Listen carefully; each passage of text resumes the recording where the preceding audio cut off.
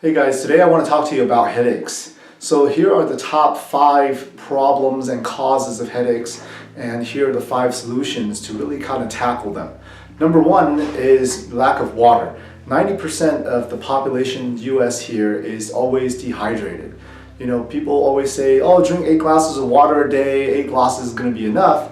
But really you have to look at your activity levels. But a good rule of thumb to follow is a minimum of half your body weight in ounces. If I weigh 200 pounds, 100 ounces of water and is going to be your minimum, 100 ounces of water if you're 200 pounds. And then if you have exercise or you work out a lot or do a lot of walks, then you have to up and increase your water intake. Number 2, it could be because of your position when you sleep. Sometimes you may wake up with a headache, or you might be sitting there and get a headache while you're sitting and reading or whatnot. Well, a lot of times it's because of the poor posture when we're sitting or when we're standing. Imagine if someone who's sitting and eventually their neck is going to go further and further forward, their shoulder starts to round. Well, muscles up here is going to start to pull, and now they're going to have a headache from that. It could be because of a pinched nerve, and that's when you need to seek out a chiropractor and really get help by making an adjustment to your neck. But also could be from sleep. If you're sleeping on a pillow that's too high, if my pillow's here, it's going to pull my head this way. If my pillow is too low, it's going to cause my head to dip the other way. So making sure that a correctly sized pillow for you is the best one. We utilize Therapeutica. That's the pillow I've used for the last 9 years of my life, and I love it. The next thing could be your gallbladder or other stressors that you're putting into your body.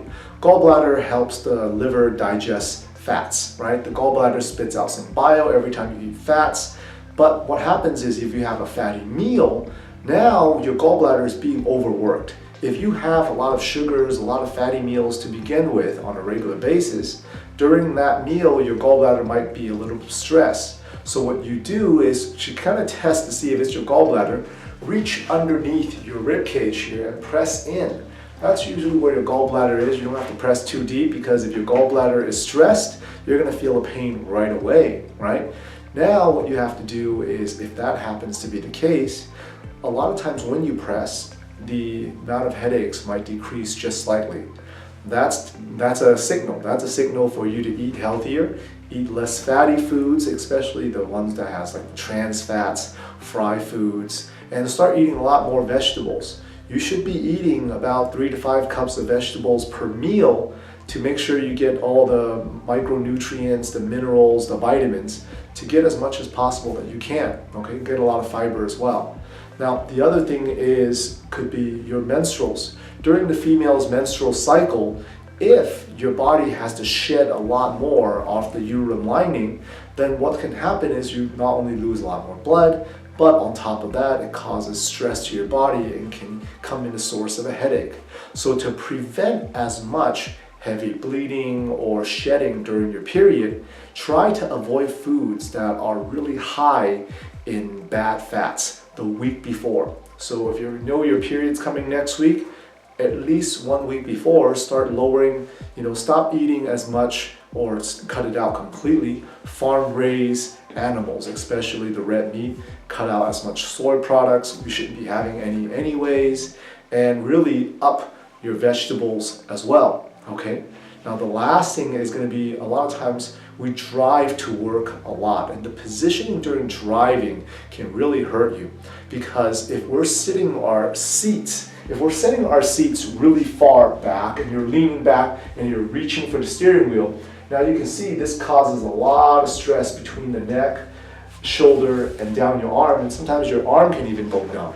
So you want to make sure that your seat is nice and supported, which means that not necessarily you have to have a fancy lumbar support, but just fold up a towel about this thick and put it right where your lumbar and low back curve is, and make sure that your seat is more upright so your head is not like this. Because imagine if your seat was back, too far back, your head is straight forward.